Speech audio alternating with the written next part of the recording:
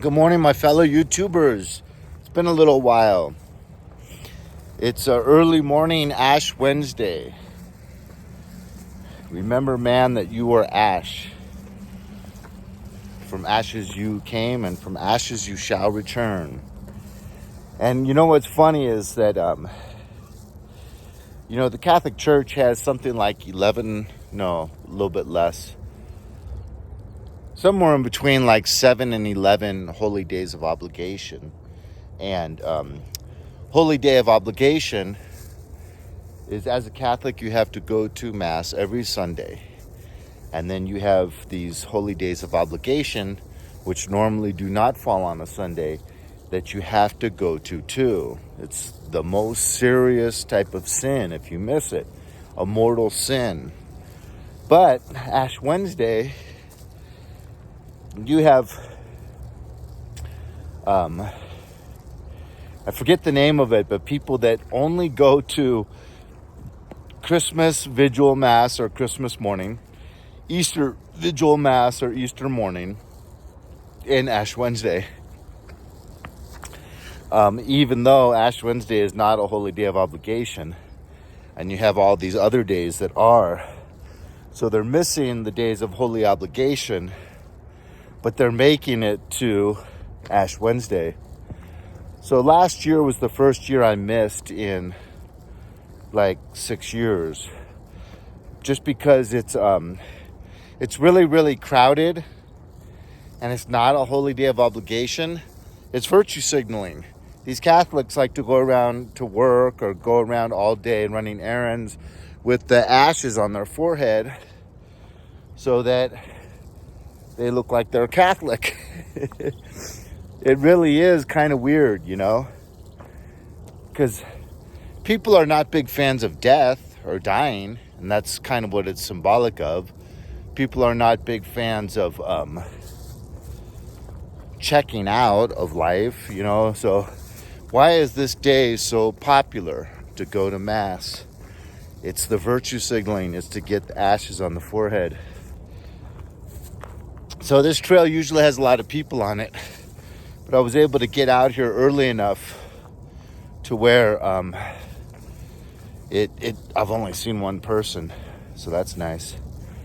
And it is a weekday, but it's approaching 7. It'll be 7 soon. So what could we talk about? Narcissists, scapegoats. It is really kind of weird that just because narcissists were exposed to traumatic events in their childhood, and usually like a cold, kind of withdrawn, distant, at least psychologically distant parent or two, that only gets reward and love. All transactions are, all interpersonal transactions are transactional. So even with their own children, they'll get positive affirmations and positive things said and showered with love when they make the parent look good. So good grades, good athleticism. But you also have, the most detrimental thing to my kids, after giving smartphones in like the 3rd grade with totally unlimited use by the mother, probably the next most damaging thing would be being spoiled rotten, and no structure, absolutely no structure. So if you wanted to create a narcissist, you could actually do it with no parent, but it'd be extremely rare, because normally a parent that is not a narcissist actually wants good for their child. And to raise their child with the things I just said, you do not want good for your child. You are usurping any good from the existence of your children for yourself. So once again, it's all about you. And you use children as dress-up toys when they're toddlers to take pictures of. It really is kind of disgusting to see a child to be treated like those cats.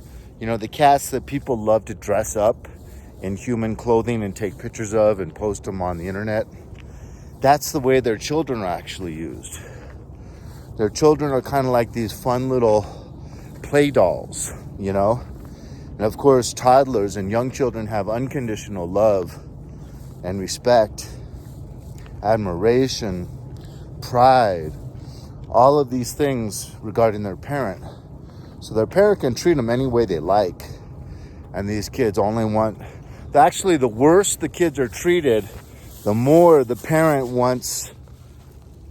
the more these kids are mistreated, the more the kids want to be around that parent.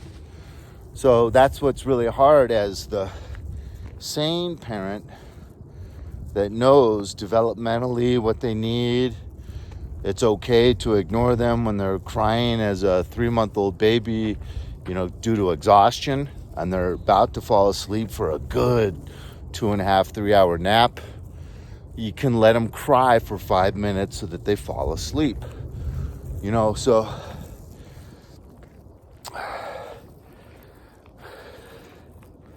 it's hard. It's really bizarre to see a parent do everything wrong. And it's like they have a textbook or something that says, here is how to destroy your child's sense of self-worth, sense of identity, sense of their own will and their own confidence. And instead, it's, create a fake persona, because the person that we've engendered in you is full of shame and is full of mean, cruel, toxic games of psychological warfare that they've learned as they've developed within that toxic environment. So you could have two totally regular parents, and if they just give in and give the kid any toys he wants, give the kid absolutely no chores, let the kid wear pajamas to elementary school. And I'm telling you, I worked in public education for over 30 years. You have no idea how many, not to call any race out, but mainly Hispanic parents send their kids to school in their pajamas.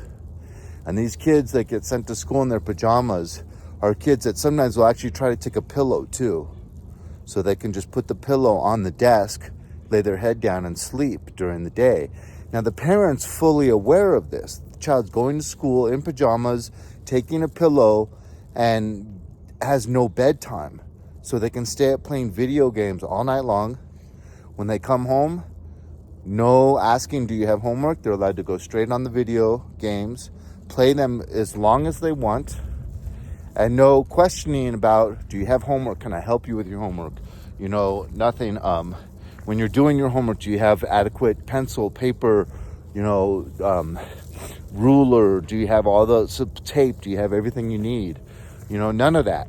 So the kids literally just become sloths, eating processed food, playing video games, and literally picking up and hearing nothing from the home life about how is Mr. Jones's feelings towards you. How is your teacher? Are you raising your hand? Are you trying to get called on? Has he been proud of you or complimented you? Has he been upset with you? So that they realize, okay, my parents' judgment of me and how I'm doing, everyone has responsibilities. So even at this young age, how am I doing with my responsibilities? My nuns at Catholic elementary school used to say, you do have a job. Your job is to be a good student. Your job is to be a good child to your parents. Your job is to be a good sibling to your siblings. You know, we all have jobs. But the number one main job for a kid in elementary school is to take his studies seriously. So you take these two non-narcissistic parents and you take two young children and do a longitudinal study where the kids are always given any toy they want.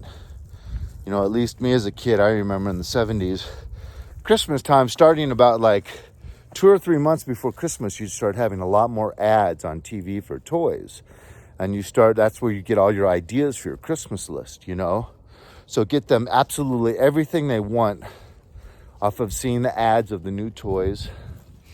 Anytime they do something wrong, no repercussions. Anytime they do something right, no repercussions or over-the-top praise. Like, you are superhuman. You are the best child that I've ever not only seen, but ever heard of. You are the best, not only child, individual in this entire world. You know, so if you can give them this super ego that has this totally erroneous, fallacious background, then they can attach to an identity that they are superior not only to all the children in their classroom and in their grade at school, but all the children in their whole school, all the adults they come in contact with. I mean, I've known kids that totally thought at age 6, 7, 8, thought that they were much smarter than every single adult they met. And that usually had no correlation with the grades they were earning.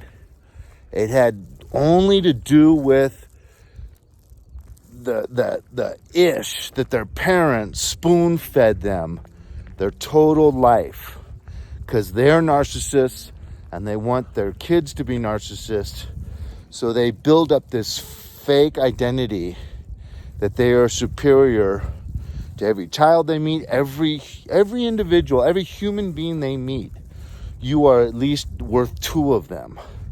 Just due to your intelligence, your good looks, your athletic ability, you know, your bloodline you come from. You know, your mom and me, we come from royal stock. You know, I mean, you know, I got a lot of that growing up. You know, being fed that our genetics is really, really incredible. So there's just some food for thought on this fine young morning. And this hand is going completely numb because it's not getting in the pocket like the other hand. So I'm going to let you guys go. I'll talk to you later.